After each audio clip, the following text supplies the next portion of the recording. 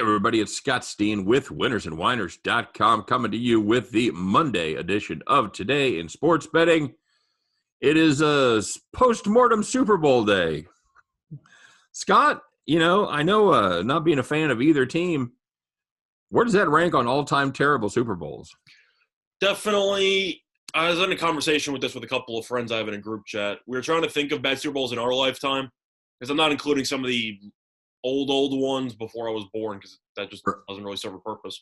Right. Well, first, what comes to mind is, of course, the Seattle-Denver Super Bowl, which was over basically in the first quarter. However, that game at least had a safety, so you actually had like a brief moment of comedy. Right. That kind of helped out there. These games were close, but I'm thinking Broncos-Panthers, Rams-Patriots. I mean, those games were just not very good. I know the Rams-Patriots game was close throughout, so I guess that's the caveat. But when one team only scores 3 points, it's not exactly a great Super Bowl. And you had Denver and Carolina, where Peyton, had no arm, and yet Denver's defense just shut it down. Everyone's basically just trading punts for about 3 quarters, which wasn't really a fun time. Those are the first 3 that pop into my head. And I feel like most people would have said the Seattle one, but the Seattle one was so much of a destruction that it was kind of funny in a way. Yeah, this was just bad. Yeah, it was. It was just bad football. I think there were some bad calls. There was some bad route running, some bad tackling, bad defense on the part. Then the only thing Tampa did wrong the entire game was the snap that went over Brady's head. I feel like everything else was basically a perfect game from Tampa. I know that the refs might have played a factor, and you also had some bad circumstances for Kansas City with the offensive line injuries and whatever. But it really felt like Tampa was just being handed extra opportunities from Kansas City and just said thank you the entire game.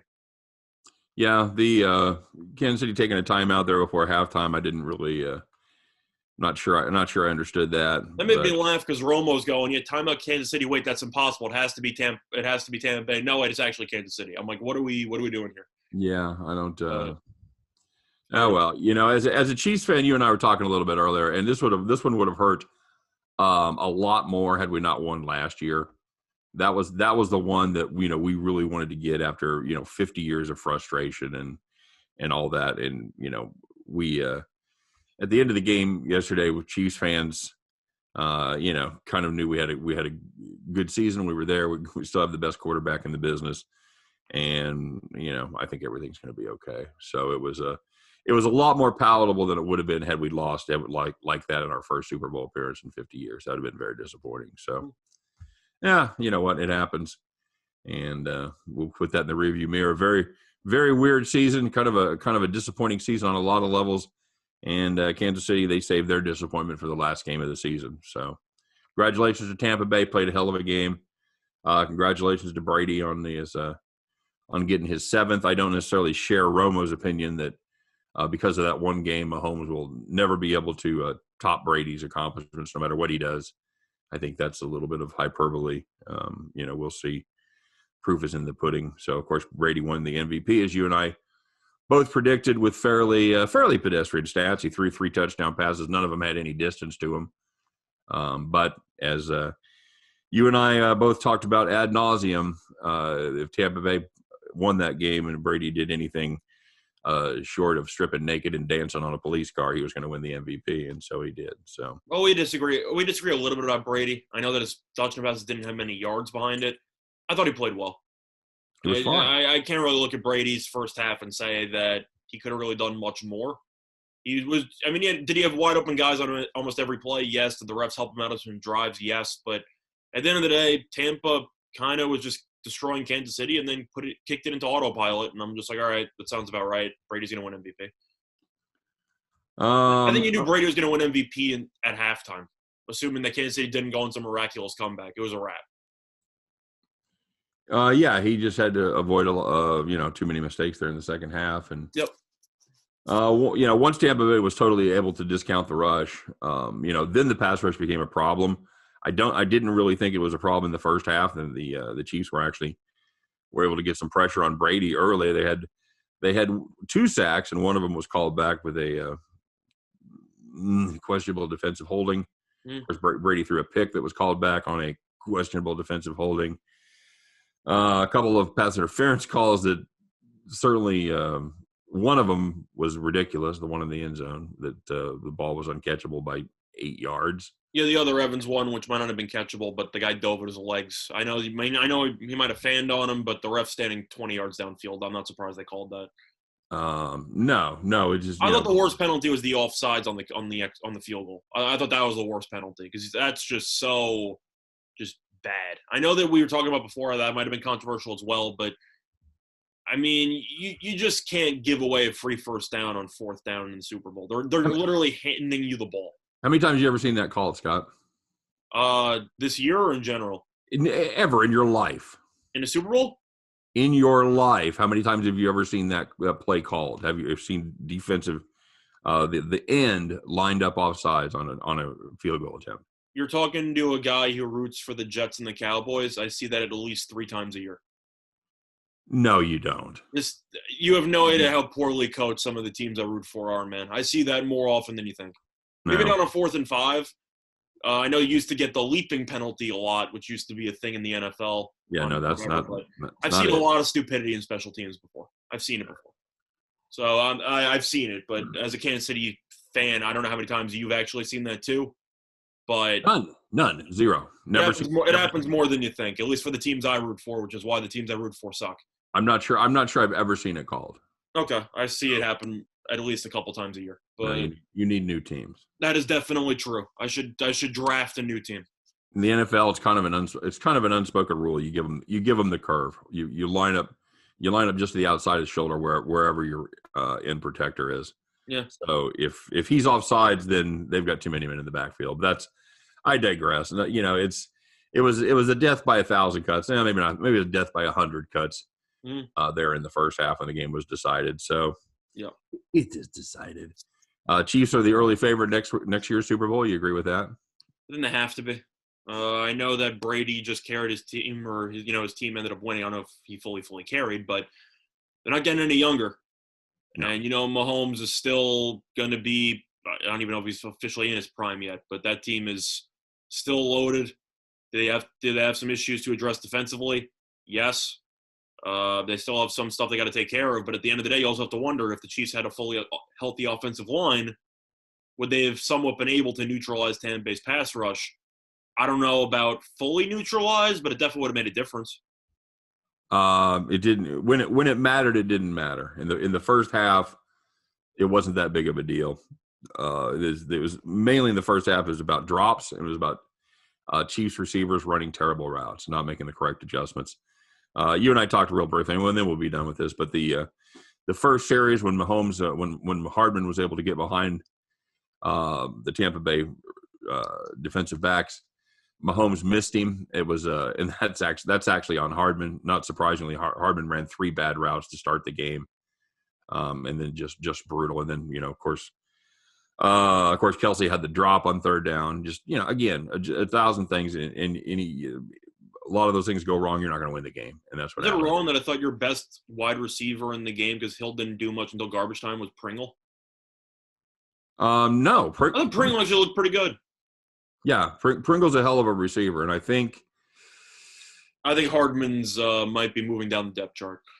I wouldn't be surprised if he's moving out of the city. It's hard to it's hard to pass on that kind of speed. He's a decent punt returner. That's the issue, is that he's a good special teamer and he's fast, but when it comes to being a wide receiver, he's not very good. You can't run the tree, man. If you can't run the tree at this level, then there's no place for you on an NFL roster. There's certainly no place for you on a championship roster like that. I think he'll hang around. I wouldn't surprise me if Hardman turns into a Cordarrelle Patterson type, who's just pretty much a kickoff returner and then maybe an occasional gadget player. Yeah, agreed. That's what I see, but whatever. And I'm not sure there's room for him on our roster. We'll see what happens. So, all right, Scott. So on with basketball we go. And I know you said you made the transition a couple months ago. I've still had football at the forefront of my brain, so we're. I had a play that I video yesterday on the NBA. So yeah, I bet that killed it.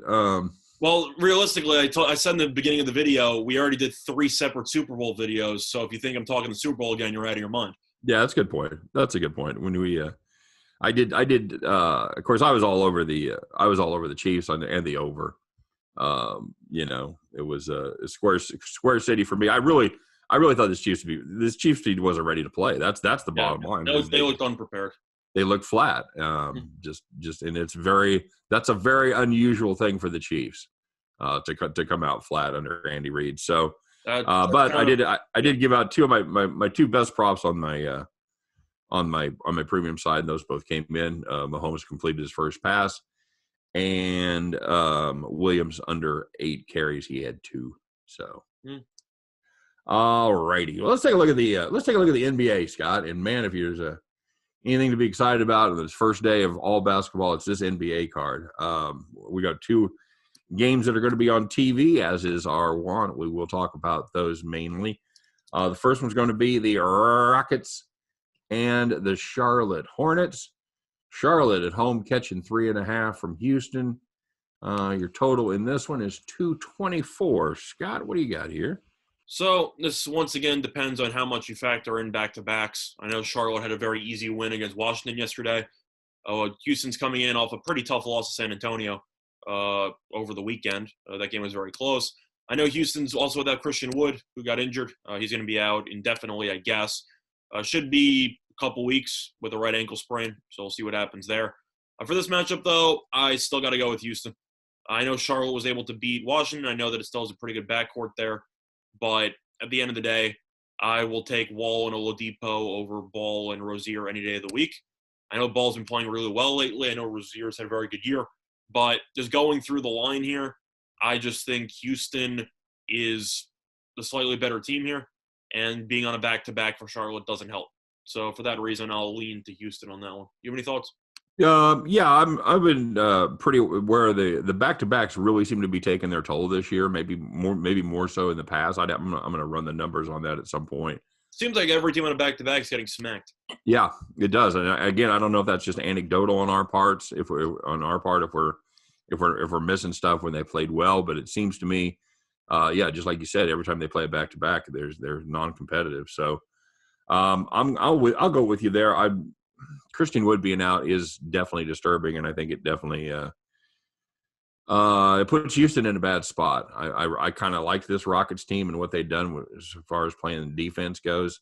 So do you mean during the rest of the season, or for this game? It's not good for the Rockets. I mean, it's not good for the rest of the season. Yeah, okay. I meant for the game, and I was going to say for this game, it actually might not be that big of a deal because you have Cody Zeller being matched up on DeMarcus Cousins. Right. And Cousins. We go so far as to say he played well when Wood was out before, but he played a lot better than he had been playing. How about that? I can't really argue with that. I'll go with you just mainly as a fade of a pretty bad Charlotte team and a pretty bad Charlotte team on a back-to-back coming off of a win. Again, this is a Houston team that's been playing outstanding defense. They haven't given up more than 112 in just about a month, about their last 8 games. So we'll see what happens. This is a Charlotte offense that, for all their problems, the offense probably isn't one of them. They've been scoring pretty well.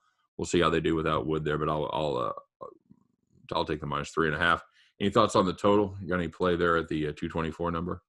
Well, I see 220. I see 223.5 in most books available. Some of 24. I really don't want to take the under with Charlotte. I know Charlotte played well defensively against Washington yesterday, but that team has been playing a lot more up-tempo, especially since LaMelo ended up entering the starting lineup. Because if you know one thing LaMelo likes to do, it's push the ball. That team's been playing a lot faster lately. And I guess I'd lean under. I know that I just said it's kind of tough, which is why I'm going to pass because Charlotte's been playing faster lately, but maybe it's the fact that Cousins, I don't really think at this stage in his career is built to go up and down the court as well as Christian Wood. I don't know if Houston's going to slow it down more with Cousins in the lineup, but it wouldn't surprise me if they do slightly because Wood can easily get out in transition better than Cousins can. Right. But I'm going to lean under anyway just because Charlotte's on a back-to-back. It wouldn't surprise me to see them struggle offensively. And defensively, Charlotte actually looked pretty good yesterday.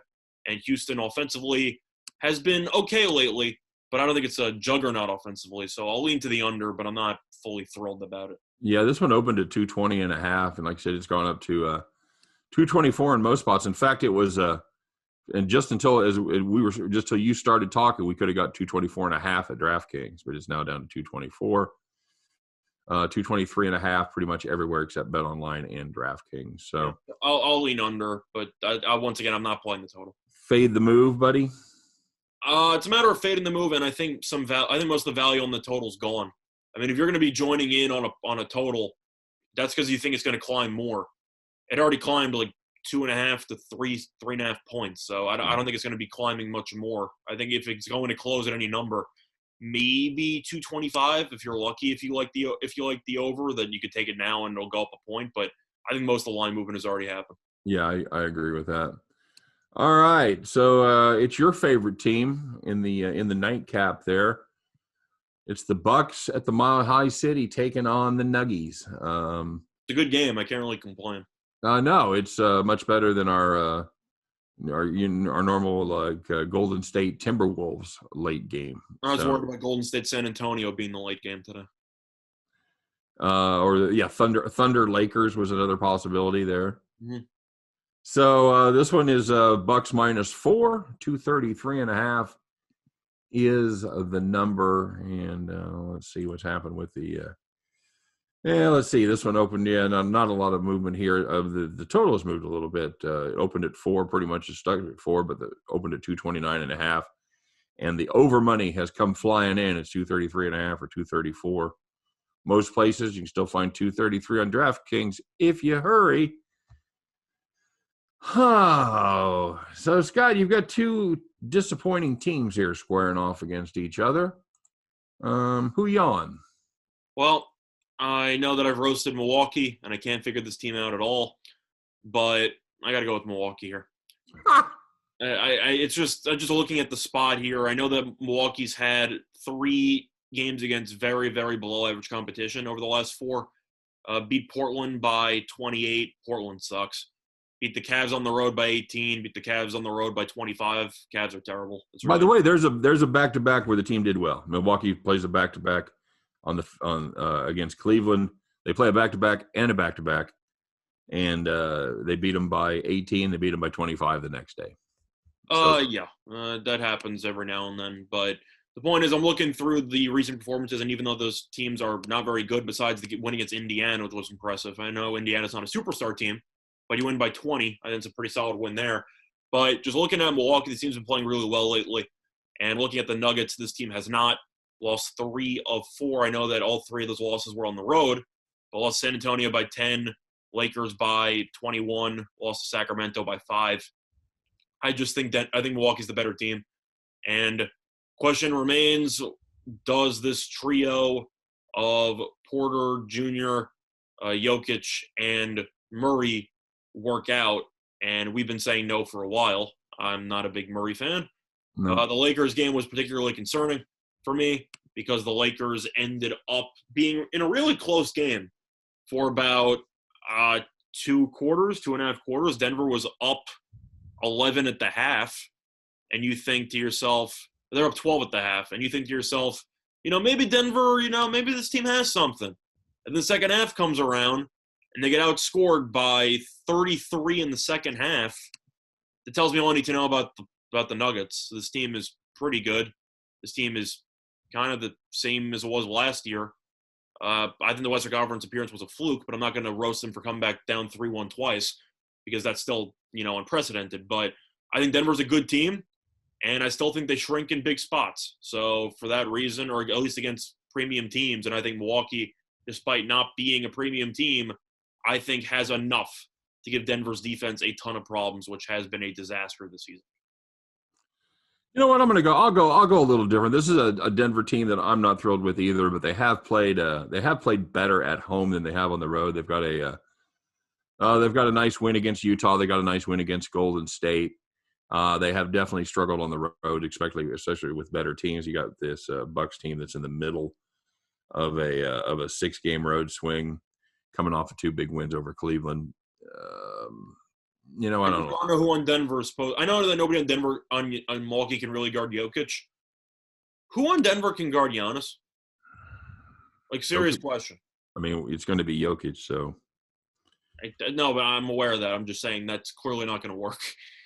Well, it's really neither one of those are going to work. So it's really you've got two superstars that are known for their offense and not necessarily their defense. So I don't know why. I think Lopez on Jokic is a better matchup than Jokic on Giannis defensively. Like for look, the sake of foul trouble, like you can use Lopez as a body to just eat up fouls. I don't know what Denver's supposed to do.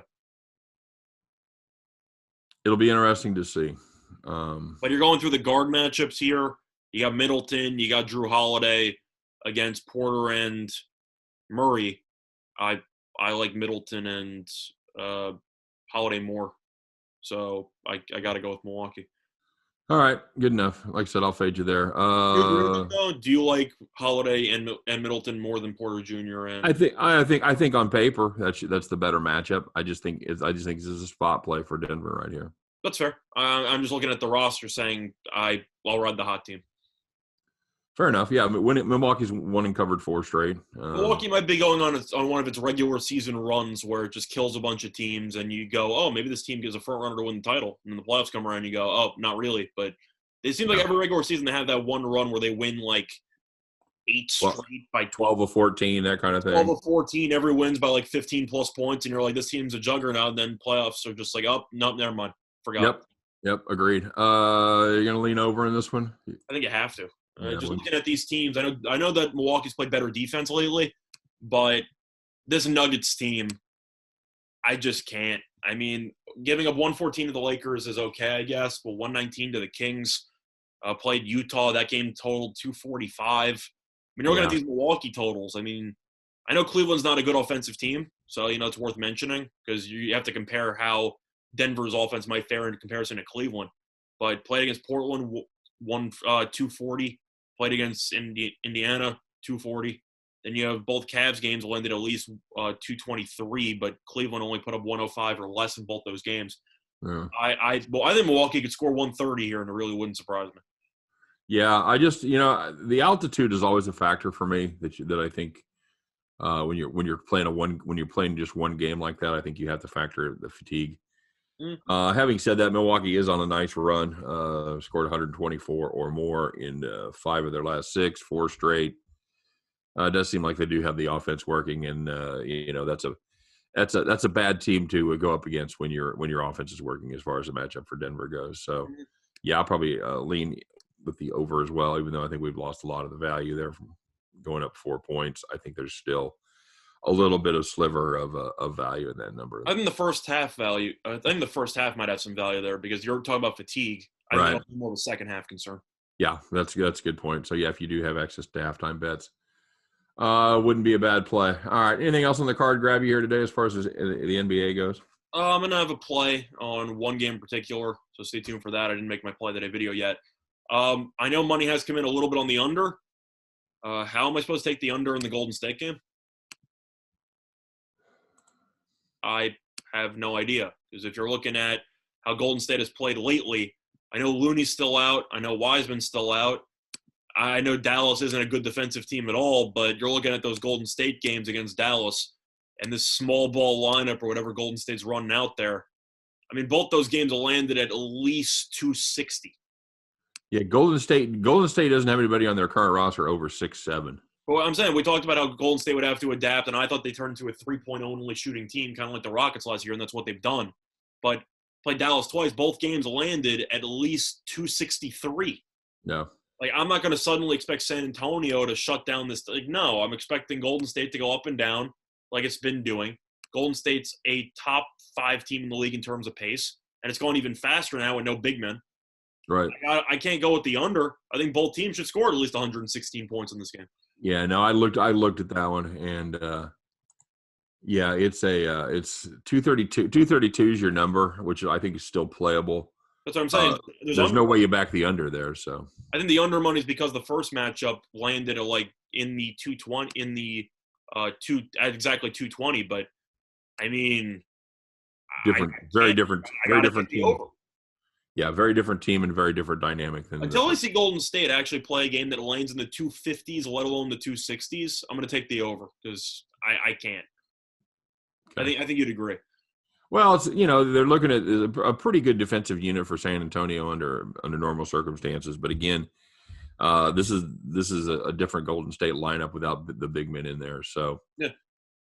Yeah, I don't hate that. You're looking at San Antonio. You're gonna have Aldridge chase people on the 3-point line the entire game. I don't know what Yeah, you're supposed to do with that. yeah, I don't know what you do there. So I like the over in that one. all right, moving on to college. A lot of games. Not a lot of games with the with top teams. Of course, you got the number one team in action. I guess it's fair to talk about that. Gonzaga minus 10.5 over BYU. Pretty good BYU team. Zag's traditionally not a great cover team, but they're not a great cover team with a gigantic numbers in the mid-20s. This is a little different situation. And do you think they roll up the boys from Utah? Roll's a strong word. I think this game's going to be pretty close. I don't think it's going to be as big of a blowout as the first meeting. Truth is, I think BYU is going to hang really, really tough in the first half. I think this will be a very close game going into half. I actually kind of like BYU first half plus the points, but I think Gonzaga will do what it has been doing in conference play lately, which is struggle in the first half, look disinterested, second half comes around and win by 30. It seems to be what they've been doing for the last month or so, where they've realized against these teams, or just they seem to come out a bit flat. I think that Gonzaga will come out a bit flat here. BYU, of course, is going to treat this game like it's a damn Super Bowl and that it got embarrassed in the first meeting, so it should be motivated. But I think BYU hangs tough in the first half, and then Gonzaga goes on one of its second half runs and wins the game by probably like 12. But I think BYU first half has some value there. Well, you know what? I'm gonna go the complete opposite way. I think this is a Gonzaga team that gets out of the blocks and then maybe takes their foot off the gas in the second half. At least that's what happened in the first game. They beat them by 23 in the first half before just pushing with the number and winning by 17. This is a Gonzaga team that obviously could be as good as they want to be. I don't get the 6.5 point. I don't know why you dropped this line 6.5. It was 17 in the first one. Gonzaga wins by 17, like I said, after taking their foot off the gas. And now this number is 10.5. To me, that's suspect. It's sus, as the kids say. I'll take Gonzaga to cover. Okay. Anything else on the college card get you excited? Yeah, there's one game that I'm actually looking at. It's a pretty low-profile game between NC Central and Florida A&M. Okay. I like NC Central there, minus the 1. Looking at the matchups here, simply put, NC Central has been the class of the conference for the last couple of years. If you want to actually go through the recent results, won the conference tournament in 2017, 2018, and 2019, and it won the conference regular season title in 2020 because they didn't actually have the conference tournament. So this team has been dominating the conference for the last 4 years or so. What conference is that, Scott? Well, I was hoping that you'd be able to guess. Is that the MEAC? It's a very good guess. Is that what it is? Yes, it is the MEAC. Okay, I thought that was because there's the two HBCU conferences. It's the SWAC and the MEAC. No, you got it right. That's what I'm saying. It was a very good guess, or maybe you just knew the answer. But either way, Florida A&M has not really been that great this year. Of course, I'm being sarcastic. It's 2-8. It's not been good at all this year. I know A&M has had a lot of out-of-conference games where it got smacked. I'm just wait a minute. I'm just gonna say your inside joke there. I know we have a lot of guys that follow basketball pretty closely, but that might have been even a little too inside for a lot of our viewers. As you know, Florida A&M sucks. Like, well, every year they're we don't know that. Yeah, but people might fall out of conference when they lose by like 30 to every big school they actually play. Right. Like they get killed all the time. But anyway, point is that Florida A&M opened up as a 2.5-point favorite, now a 1-point dog in this game. Just based on the actual history of the conference and the fact that NC Central has played pretty well lately. It lost 3 of its first 4, but that was out of conference against North Carolina, Coastal, and Iowa. But lost to North Carolina by 6. North Carolina was ranked at the time. Lost to Coastal by 7 on the road. So, decent performance out of conference there. But looked pretty good since, and I just simply think NC Central has Florida A&M's number. I think that there's a huge reason why there has been a favorite switching in this spot. So I like Central minus the 1. All right, very good. It's tough to go against the champ in the conference for the last 4 years against one of the worst teams in the conference. I can't. I can't believe I actually knew the name of Florida A&M. I had it in my brain what it was. I looked it up. It's right. Do you know what they are? Wait, you're talking about the mascot? Yeah. Yeah, the Rattlers. The Rattlers. Yeah, that I know. You know what NC Central is? NC Central aren't they the Eagles? I don't know. I'm looking and they don't have them listed. No, the Eagles. Okay. Well, when in doubt, go with Eagles or Bulldogs. Well, I recognize the Central because I saw them in the tournament all the time. Now, of course, they would lose the play-in 16 game all the time, but they still got in. Yeah. I mean, I can't go against the class of the conference against a 2-8 team that's been below average in conference play for the last couple of years and isn't very good. Okay. Fair enough, my friend. We'll see what happens there. For those of you that have access to that game, very good. Anything else? Truth is, no. I think it's a pretty bad card. One game that maybe I might think about playing, but I'm probably not going to because that conference is completely crazy, is going to be on St. Francis Brooklyn, taking on LIU. LIU had a pretty pathetic weekend, losing to Dickinson as favorites back-to-back games by 8 and by 15. Got killed in those two games.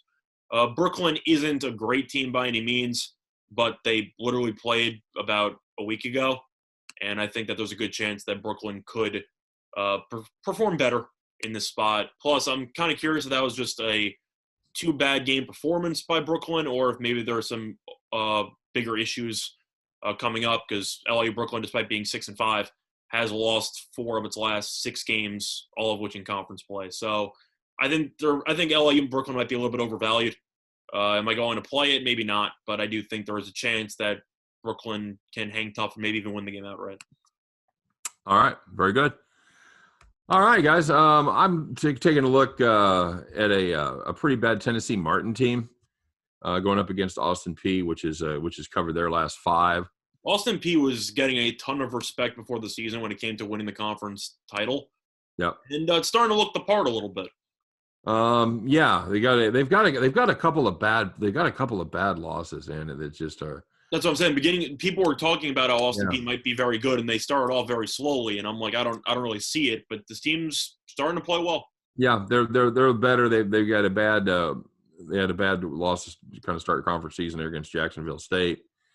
Lost to Morehead State last time out, but that's Morehead State's a pretty good team. We played them on a play last week, and they did well for us. So 12-2 in conference play. Yeah, I don't hate fading Tennessee Martin there. Tennessee Martin has not been good. So it's fair. All right, guys. Well, that's going to do it. Our little Super Bowl wrap-up show, our little basketball show. As always, we're interested to see what you play. If you got some good plays cooked up for the day, throw them up in the comments section. And yeah, there you go. It's on to basketball, Scott. Are you ready for your conference tournaments here? We'll be starting in about 3 weeks or so? Give or take. Yeah, 3.5 weeks probably. I guess probably start the 3 weeks plus the weekend. So overall, can't complain. We might have a year where Duke and Kentucky won't make the tournament. Probably not Michigan State either, and maybe not even Kansas. So fun times. Yeah, good times indeed. That's what I was on a radio show a couple weeks ago. They asked me about, what do you think Kansas is going to go to the Final Four? I said, do you mean of the Big 12 tournament? Were they asking you that? Were you in Kansas for the interview? No, dude. I was doing radio in Denver. But because, because I'm close to, because Missouri's close to Kansas, they assume I'm an expert on KU. So they're like, you think KU's going to got a shot at making the Final Four? I'm not even sure they're going to make the Final Four of the Big 12 tournament. Mm-hmm. So it's a down year. It's a good time, but it looks like North Carolina's going to ultimately make it. Huh? Congrats on the Missouri win, by the way. Thank you very much. They almost blew it really, really badly, but they held on. Yeah, they did. That was a fun game to watch. Good to see my Tigers. I've got 2 teams that I root for. Obviously, I've got my school is Mizzou, and then I became a K-State fan by proxy when my son went. Yeah, but that doesn't count. You disowned them this past year. So that's fine. You what? You disowned them this past year, so it's fine. K-State, yeah, I've disowned K-State this year. They've been dreadful. So. Mm-hmm. All right, guys. Well, we appreciate you stopping by as always. Thanks for watching. Don't forget to like and subscribe, of course. And wish you nothing but the best of luck on all of your plays. Hope every one of those tickets in your pocket turns into cash money back at the window. You guys take care. Have a great day. For myself, for Scott Reichel, for all of us over here at Winners and Winers, thanks very much for stopping by, and we'll see you tomorrow on Today in Sports Betting. Take care, everybody.